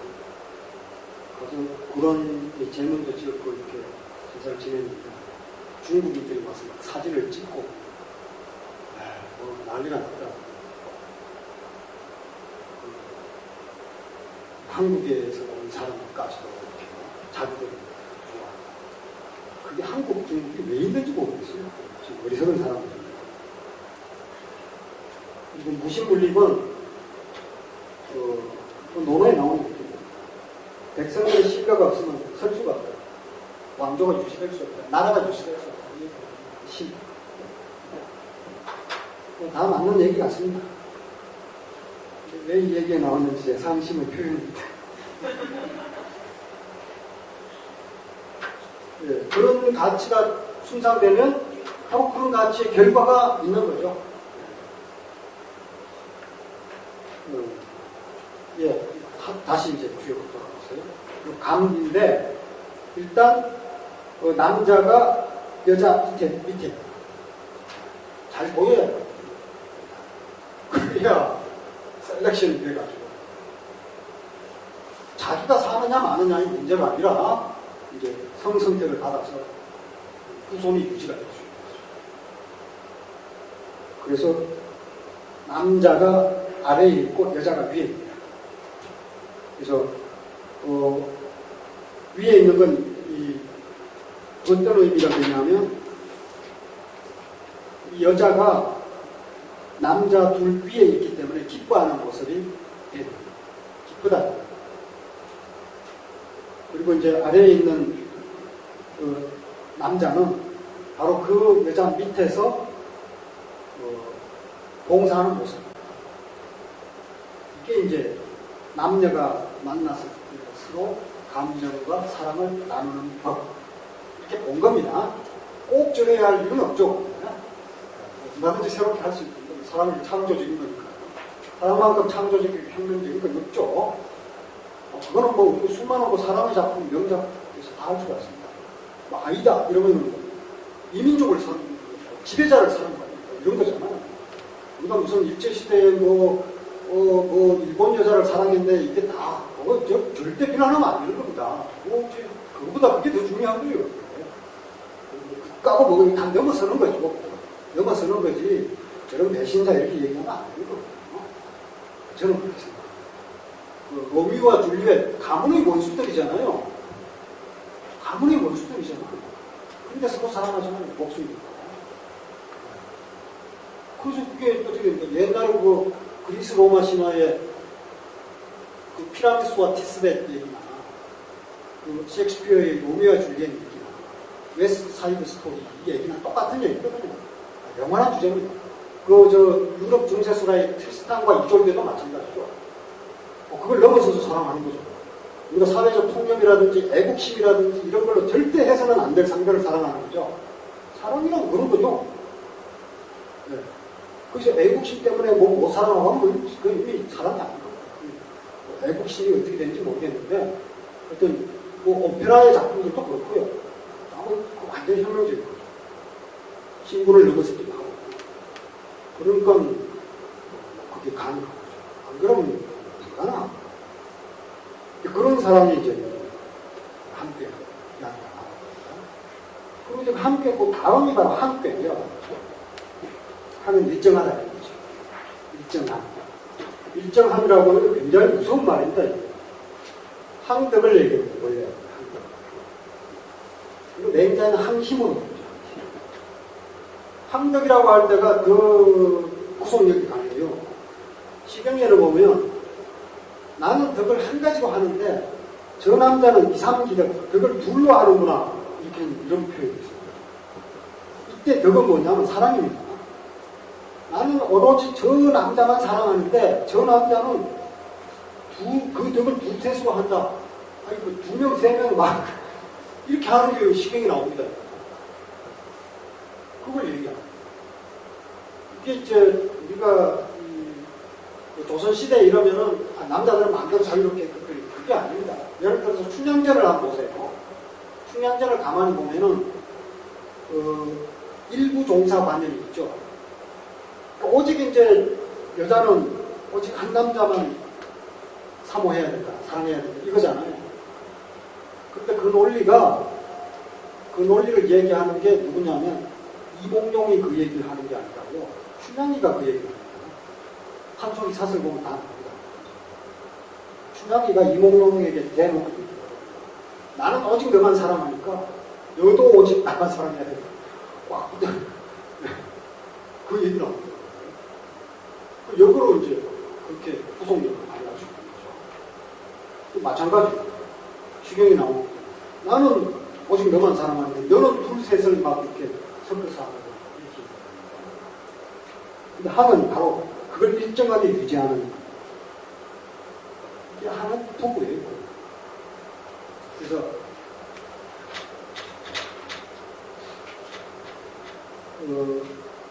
내풍항이 아래에 바람이 있고 위에 우레가 있어. 반대로.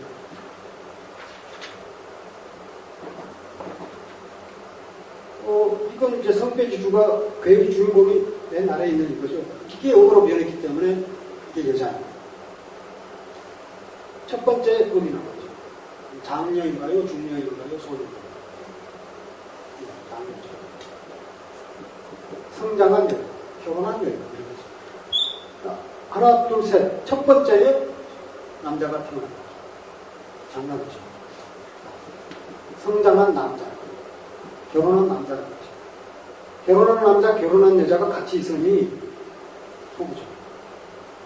결혼한 다른 남자와 결혼한 다른 여자가 같이 있는 게 아니고 그런 얘기 또 시경이 나와요. 지금 오면 방관저구, 제아주주다 뭐 이런 이제 새들을 노래하는데 새들은 지금도 뭐 두레미나 이런 새들을 보면 뭐 60년 살면서 수절한다면서요. 짝이 죽으면 그냥 수절하고 산다면서 참 신기한 건데 내 사람들은 가만히 관찰을 해보고 그걸 봤나 봐요. 이 새들은 승급필처란 말을 써요. 승거를 하지 않고 불승급필처. 승거라는 말은 승자가 네 마리라는 뜻이에요. 네 마리가 함께 살지 않고 부부 유별이다 이런 뜻으로 써요. 그리고 필처는 이제 짝을 지어서. 승거는 네 마리 중에서 암컷과 수컷이 막 뒤섞이는 거예요. 필처는 그런 게 없이 딱 부부가 딱 제 역할을 하는 거예요. 섞이지 않고. 이게 이제 재미있는 게 부부유별을 할 때 그런 식으로 해석하는 견해가 있습니다. 부부유별이라는 것도 지압이나 지연이 자체의 차별이 있는 것이 아니라 부부와 부부 사이에 구별이 있다는 것이다. 부부와 부부가 막 섞이면 안 된다. 이런 식으로 풀이하는 견해도 있습니다. 근데 일부는 그게 맞기도 해요. 왜냐하면 친형이라는 절차를 전통 혼례에서 친형이라는 절차를 하거든요. 이거는 이제 남편이 직접 아내의 집에 가서 아내가 될 사람을 맞이해 오는 게 친형입니다. 그리고 이제 예를 들어서 한 나라의 왕이다 이러면 친형이라고 하는데 왕이 직접 가서 맞이해 오는 건 아니고 대부가 가서 그 아내가 될 왕후가 될 사람을 모셔오면 왕이 성문까지 나가서 맞이해 옵니다. 그게 직접 맞이해 오는 거죠. 그게 무슨 의미냐? 친형이 후별, 이 별을 두터이 하는 내다. 이렇게 되어 있어요. 그거 왜 그러냐면, 나라 사람들이 다 알리는 거죠. 이 사람이 바로 나의 아내가 될 사람입니다. 이걸 다 알리는 거예요. 그때 구별이라고 하는 게 뭐냐면, 이 사람이 누구의 아내다. 이걸 이제 확실히 하는 거죠. 그러니까 부부 유별도 부부와 부부 사이의 유별이다. 이런 것도 일부는 맞아요. 다 맞는 건 아닙니다.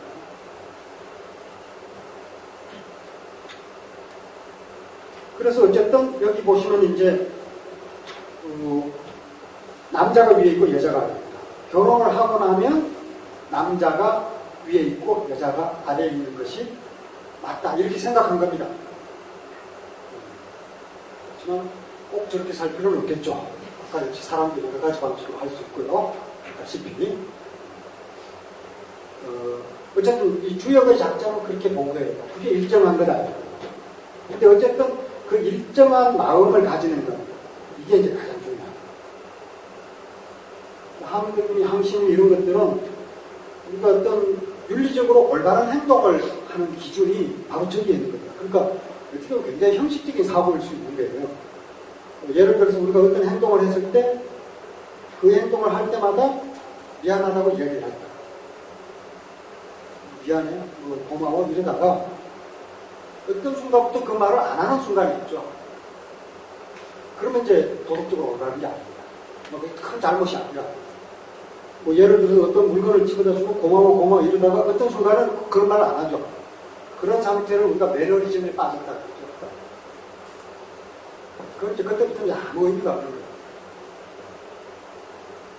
예를 들어서 제가 강의를 하면 91년도부터인데 매너리즘에 빠지면 어떻게 됩니까? 그게 의미가 없는 게 늘 새로운 사람들을 만난다, 설렌다, 이렇게 돼야 되는 건데 날 하는 거 하면 또 하는 거다 이러고 이러니까 아무 의미가 없는 거죠. 그런 긴장 이거죠. 분명히 그 부부 간의 관계에서도 마찬가지인 거죠. 처음에는 그냥 꽃도 맞추고 뭐도 하고 이러다가 나중에는 그냥 당연한 것처럼 얘기하고 집에 자고 이렇게 돼버리면 이제 완전히 이제 그 매너리즘에 빠져버린 거죠. 요즘도 가슴에 막 찔리는 게 많아서 그 일정함이라고 하는 게 그런 뜻이거든요. 우리 도덕적 행위도 다르지 않다는 거예요. 이게 항심, 맹자 항심이라고. 왜죠? 맹자는 항산과 항심을 같이 얘기했죠. 항산은 일정한 생업입니다. 항심은 일정한 마음이에요. 일정한 생업이 없으면 일정한 마음도 따라서 없어진다. 누구는? 이는. 백성들은 그렇다. 그래서 백성들에게 항산을 보장해주고 그 다음에 항심을 요구해야 된다. 항산이 없는 상태에서 항심을 요구해서는 안 된다. 유생자들에게 얘기하는 거예요. 근데 맨 앞에요. 무항심이 유항심자.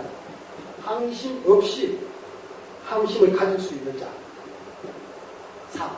선비가. 선비는 이제 4대부 통치자입니다, 사실은. 통치자. 그럼 지금 이 시대의 통치냐? 우리 모두가 통치자죠. 한계는 있지. 한계는 있죠. 한계는 없다고 할 수는 없습니다. 항심을 가져야 되는 거죠. 근데 만약 그런 항산이 전혀 보장되지 않는 삶이 있다면, 그러니까 그 사람들에게 똑같은 방식의 항심을 요구할 수는 없다. 나는 가져. 결국에 이제 도덕이라는 게 그런 겁니다. 자기를 향한 것이지, 대학도 그렇고, 중용도 그렇고, 전부 신덕을 강조합니다.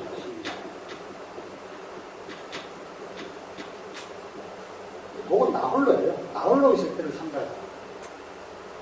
신덕. 그 신덕을 잘 표현한 게, 대학에 보면은 이제, 신목소심이에요. 십수소시라. 신목은 10개의 눈입니다. 10개의 눈이 신, 보고 있는 거예요. 10개의 손이 가르치거든요. 이 10개의 손과 10개의 눈은 누구냐면 나예요, 나. 내가 보고 있는 거죠. 우리 어떤 사람을 표절을 했네, 안 했네, 뭐 한동안 그런 얘기 많잖아요. 표절을 했네, 안 했네, 뭐 이런들이 어떤 양반이 표절을 해놓고서 변호사하고 상의를 하겠다, 뭐 이러는데, 변호사한테 왜 물어봅니까? 지가 했는지 아닌지 알잖아요. 그렇잖아요. 표절을 했습니까? 안 했습니다. 이러니까 했습니다. 이래야죠. 변호사를 왜 찾습니까? 변호사는 뭘 알겠어요? 변호사는 일단 변호를 하면 당신은 안 했다 이렇게 믿고 해야죠. 이 사람이 했을 거야. 그럼 변호를 할 수가 없잖아. 기본권이니까 해야 된다고요? 다른 사람들은 얘기해야죠. 그 사람을 의심하죠. 이 사람이 했을 것이라고 믿고 변호를 하면 법적인 절차 이전에 논리적으로 맞춰야죠. 그 못하면 다른 사람은 여기니까 그 사람을 믿을 수 있는 좀 더 관용이 있는 사람. 다 자기 인정으로 신목이나 십수는 10개의 손이나 10개의 눈이 따로 있는 게 아니라 바로 납니다. 나는 아니에요. 나는 속일 수가 없어요. 그러니까 내가 무자기라고 스스로를 속이지 말아요. 나는 속일 수가 없다. 그런데 이제 극기한 나까지 속입니다. 어떤 정신적 마취 상태가 빠지는 거죠. 그게 이제 그릇된 신념이 되는 거죠. 근데 이제 그걸 이제 다 깨도록 하는 거예요. 신도인데. 어쨌든 그런 일정함, 그걸 요구하는 게 이제 한국에 들어갔습니다.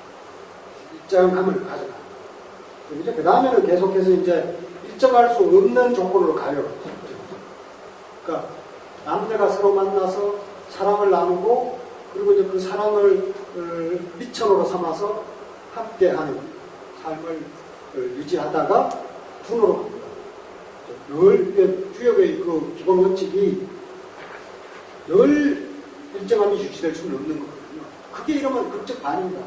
뒤집어져요. 평화의 시대가 계속 이어지면 불화의 시대가 오고 불화의 시대가 계속 이어지면 평화의 시대가 오는 겁니다. 그런 것도 희망이 있죠. 지금 어떤 상황이 가장 그 힘든 상황이다 치면 다시 돌아옵니다. 서사적 생성론하고 그 다음에 수리적 생성론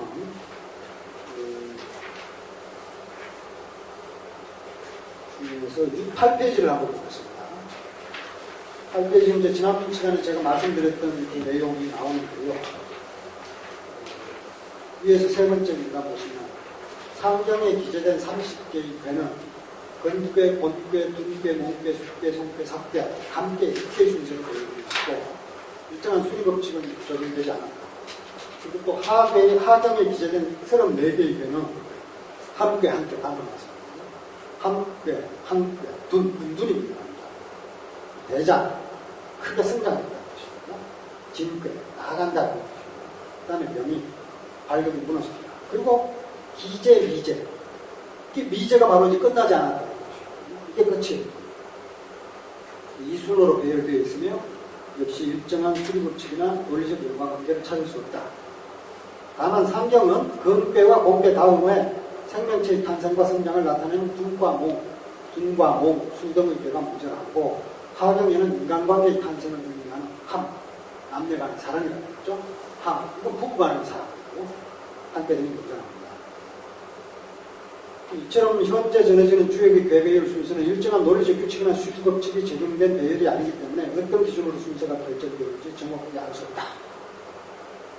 그 다음은 배열 순서에 대한 가장 오래된 해석은 석배전이라고 있습니다. 배열 순서를 풀이합니다. 이에 따르면 64개의 배열 순서는 상경과 하경으로 나누어진다. 상경은 만물의 생성을 이야기의 줄거리로 삼고 있습니다.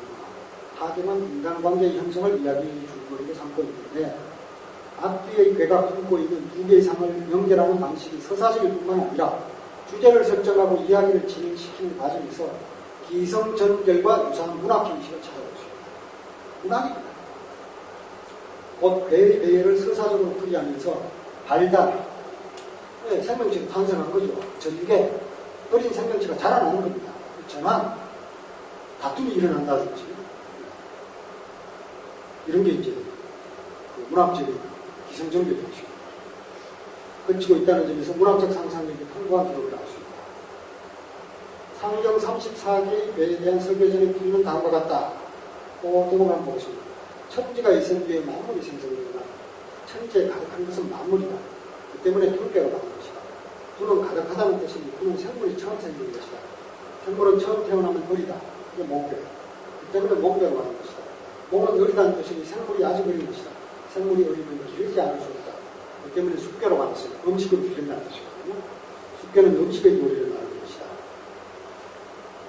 예, 이 풀이에 따르면 주역은 생성의 문제를 이야기로 푸는 서사적 구조를 가진 텍스트로 되어있습니다. 맨 처음에 나오는 하늘과 땅은 단순히 자연사물의 일부로 있는 것이 아니라 생명체의 탄생을 예비하는 목적적인 사물, 모체로서 존재하는 것이다.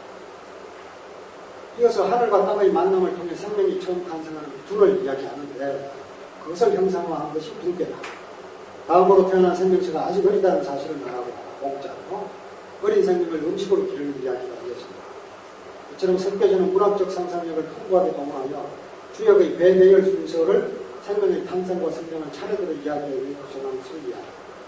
급기 어떤 현상에 대한 인간의 태도를 연속적으로 파악함으로써 주역의 배배열 전체를 자연의 객관적 조건과 인간의 주체적 행위가 연결된 서사적 구조로 이해합니다.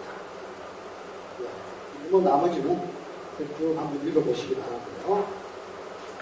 네, 그리고 그 다음에 10페이지로 넘어가시면 수리적 생성론의 전개 이런 내용이 나오는데요.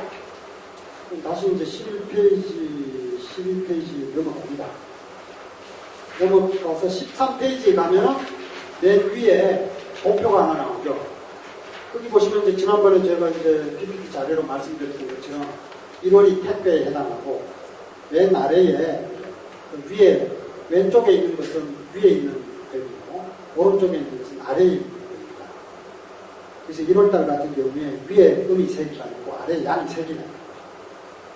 그래서 이럴 경우에는 위가 땅이고 아래가 하늘이지만 실제로 주역의 그 위치를 놓고 얘기해보면 상괴가 이 땅이고 하괴가 땅 아래입니다.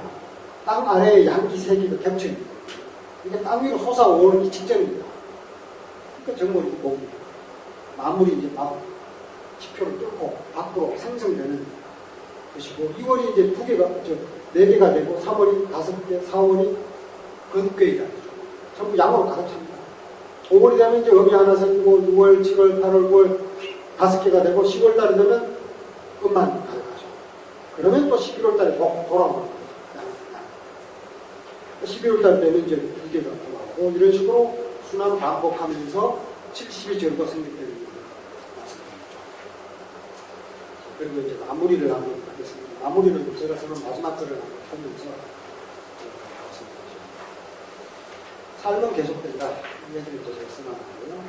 지금까지 고대인들의 생태적인 삶의 모습과 함께 그런 삶의 형성과 밀접한 연관이 있는 한 종류의 역학적 사고를 살펴봤다. 역전을 중심으로 형성된 서사적 생성론에서는 생민을 일종의 문화 영웅으로 간다.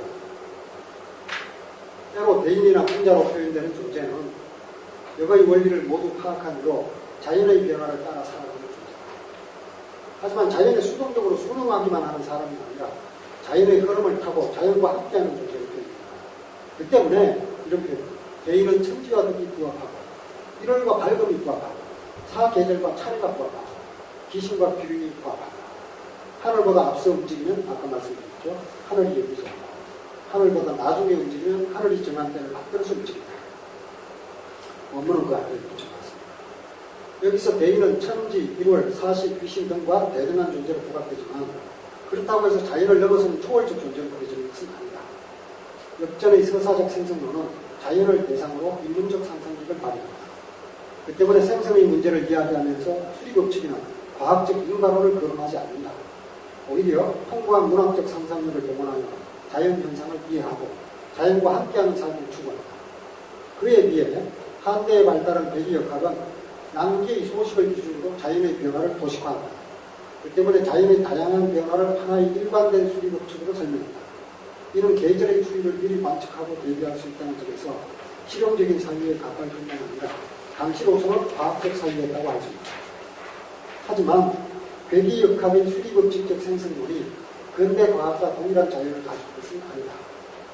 자연의 변화와 인간의 생산 활동을 연속적인 것으로 파악하고 자연의 변화에 대한 구체적인 자료와 수치를 종합하여 일정한 법칙으로 자연현상을 설명하려고 하는 태도는 얼핏 근대 과학의 자연관을 연상시킨다.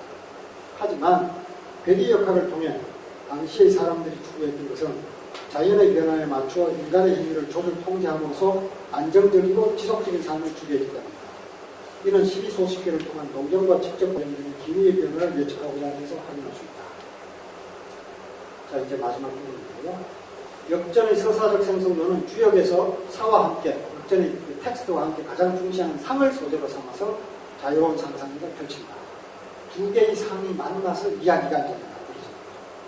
수리적 사유가 기계적이고 선형적이고 리니어하다고 그러죠.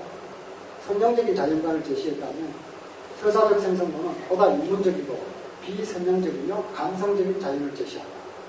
그리고 자연을 감성적으로 바라보는 태도를 잃어버리기가 쉽죠. 좀 나이가 들면서 자꾸 잃어버리기가 쉽더라고요. 어렸을 때는 낙엽 하나만 떨어졌을 때 가슴이 움직이고 했는데 잘 안 움직여요. 자연의 변화를 서사적인 방식으로 이해하는 역전의 사유는 형이상학적 이해나 과학적 이해에 비해 객관성이나 합리성이 결여되어 있다고 할 수 있다. 그건 그렇죠.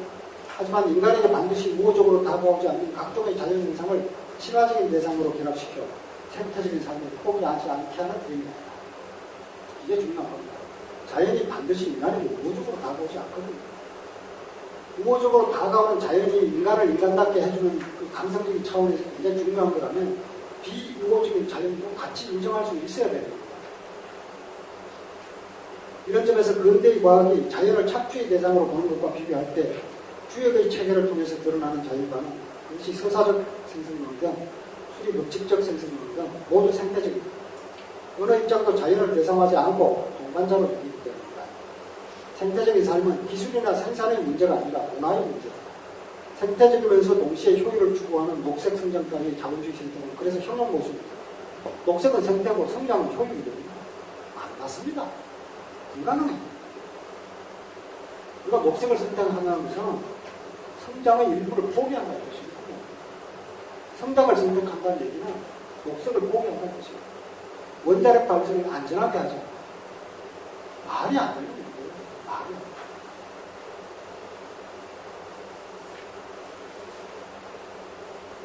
이건 요즘 얘기인데요. 연주하고요. 한 번 음하고 한 번 양하는 것을 도라한다. 이러면 제지위도 첫 시간에 봤습니다. 이렇게 말한 개사전의 연극은 음과 양을 대등한 범주, 곧 변화의 필수적인 요소로 파악하고 있다는 점에서 더위가 좋으면 추위가 싫은 걸까요? 그렇지 않죠. 더위가 좋으면 추위도 같은 이유로 좋아해야 되고 추위가 좋으면 더위도 같은 이유로 좋아해야 돼요. 삶과 죽음도 마찬가지겠죠. 그게 이제 앞뒤 같이 붙어 있는 거예요.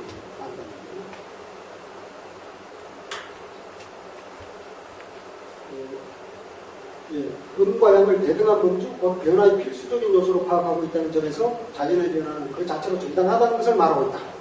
하지만 인간은 때에 따라 자연의 변화를 반기기도 하고 극복하려 하기도 한다. 때에 따라 양은 긍정적인 힘이고 음은 부정적인 작용이라고 간주하여 양을 분자에 비유하고 음을 소유인에 비유하는 관점도 이런 경우에 해당한다. 이는 상호 모순된 주장이지만 자연사와 인간사를 결합하는 과정에서 인간의 선호도에 따라 자연현상을 분류하는 어쩌면 자연스러운 태도일 수도 있다. 모름지기 겨울이 깊어갈수록 봄이 더 간절하게 기다려지는 것을 추위를 겪어본 사람은 누구나 공감할 것이기 때문이다. 송대 역학자 송홍은 수능의 계절을 지나 일양이 시샘하는 동짓날 한밤중, 동짓날 며칠 지난 이렇게 읽었다.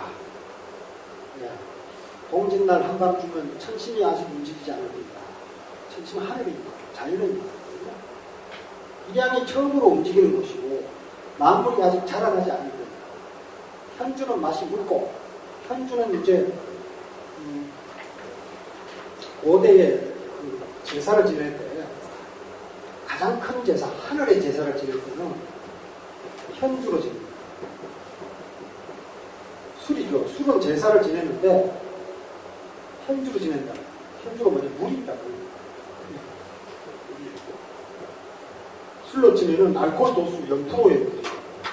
알코올 도수 0%의 술입니다. 알코올 도수 0%의 술이 어디 있냐고요? 여기 있습니다. 들리지 않는 음악, 들리지 않는 음악, 무현금 있거든요. 무현금. 현이 없는 금고. 무현금을 연주해요.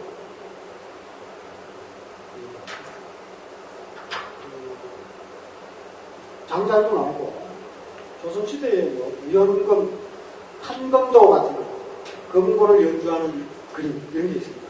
보시면 무현금, 금고 줄이 없어요. 무슨 뜻일까? 알코올 도수 0도의 술, 소리 없는 음악, 자연은 음악이죠. 자연. 장자에 보면 하늘의 음악은 소리가 없다 이렇게. 인간이 시끄러워요. 존 케이지가 4분 33초 소리 없는 음악 있잖아. 그게 또 올해 3악장으로 되어 있습니다. 3악장. 지시사항도 있고 소리 없는 음악이 승립된다면 도수 없는 술도 존재하는 거죠. 현주는 맛이 묽고 묵죠. 물이니까. 큰 소리는 들리지 않는 겁니다. 작은 소리 잘 듣습니다. 모기 소리. 큰 소리 이렇게 지구가 돌아가는 소리는 안 들리죠. 들리시는 분이 혹시 계시나요? 이비인후과에 같이 근데 이 정면속도로 돌아가잖아요. 하루에 4만 킬로로 돌아가잖아요. 지구 둘러가 4만 킬로니까. 태풍보다 더 빠릅니다. 지난번에 볼라벤 그때 수백 배가 빠른 속도가 어떻게 안 들릴 수 있을까? 그러니까 보더래요. 이 말을 믿지 못하겠거든 다시 보키 씨에게 물어보라. 보키 씨가 이 주역을 8개를 처음 만든 사람이에요. 네, 마무리합니다. 주역의 맨 마지막 개는 끝났다는 뜻이 기재개 다음에 아직 끝나지 않았다는 뜻이 미재개가 뭐예요? 미재개는 결국 끝나지 않는 삶을 이야기하고 있는 것이다. 미재개를 맨 마지막에 놓으면서 주역의 작가가 하고 싶었던 말도 아마도 삶은 계속된다는 말이 아니었을 거다. 삶은 계속된다는 이야기를 했죠. 그런데 이런 방식의 삶은 지금은 끊어진 것 같습니다. 일부의 그 시골의 공동체, 변상 공동체 이런 데를 제외하고 지금 우리 삼성에서 끊어졌죠. 많이 끊어졌는데 다시 이어갈 수 있는 신호가 있지 않겠습니까? 주요를 통해서. 네, 오늘 강의는 이 텍스트를 여러분들이 읽어보면서 다소 어려우셨는데 그래도 주역의 텍스트를 직접 읽어보면서 좀 더 깊이 있는 강의를 위해서는 좀 더 긴 강좌를 여러분들하고 함께 할 수 있는 기회가 있어야 되겠죠. 저는 뭐 끝나지 않고 이야기 계속 할 테니까 또 다른 기회에 여러분들 뵙도록 하겠습니다. 크리스마스 이브날 와서 이렇게 기회가 참 고맙습니다. 저도 참 기쁘고 다른 기회에 뵙도록